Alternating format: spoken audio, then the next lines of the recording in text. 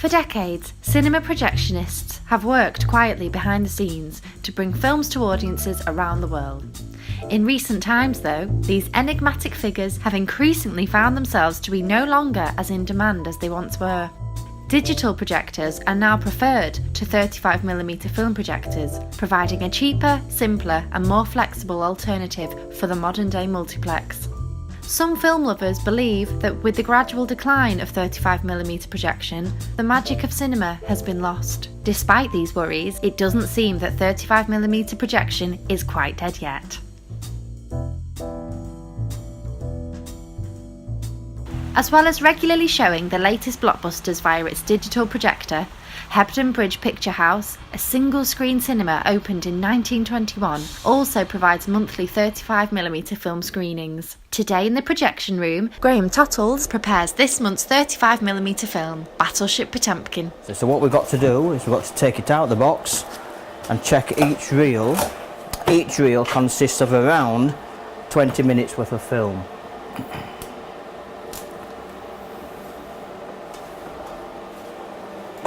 I've been doing this job about 17 years. The first film I showed on the projector when I was training was the second Harry Potter film, Chamber of Secrets, yes. I learned at Elland, which is the next little town on, and I used to go and watch in my spare time and just stand in the projection box and watch how it all happened, you know, and learnt by watching.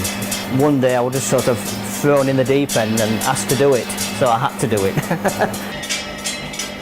When you're working with film, you feel like you're doing the job better than digital in one sense, because you are actually putting on a show. You're actually physically touching things, physically lacing it, watching it work, switching it on, and it's a mechanical, physical thing to watch what's happening. You know, whereas the digital, you can get an 8-year-old coming up here, and in 2 minutes you can learn the job and put it on screen, and that's it.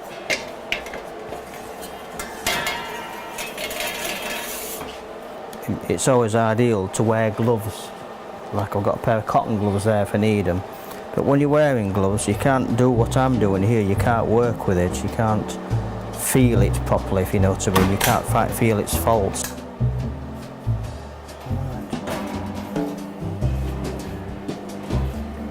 "35mm projection isn't just reserved for smaller independent cinemas.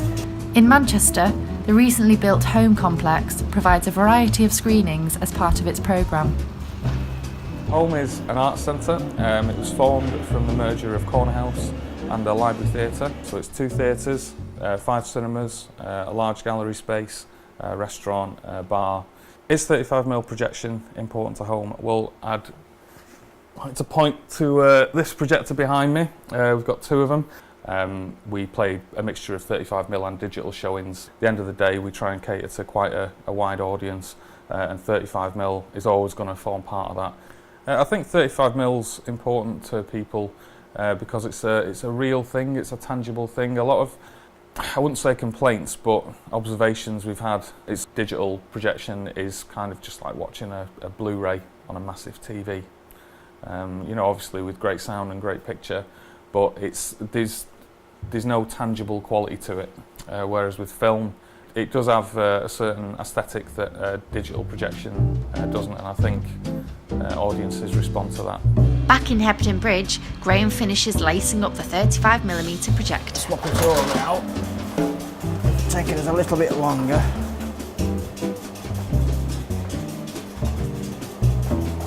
This will be the feature film itself. This is where the fun starts.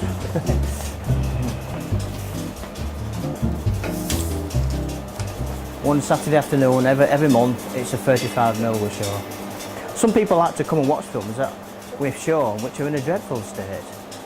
But they love it because it's in a dreadful state. Pops and clicks and scratches going through the picture. For some reason, it's nostalgic to people, and they like to see that because they know definitely it's a film we're showing.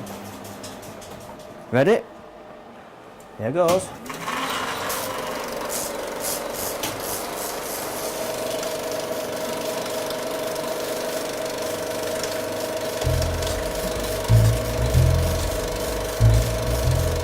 To be honest, I don't think it's going to go away. People were thinking that vinyl you know, records were going to die out, and they've been saying that for, you know, since tape. So, you know, for 40 years or more. So whilst 35mm projection has seen a decline since the advent of digital projection, it seems that there will always be a place for it in the world of cinema. It's like you still get your classic car shows, don't you, with all the old cars, and that'll carry on. And film will be the same, it'll carry on.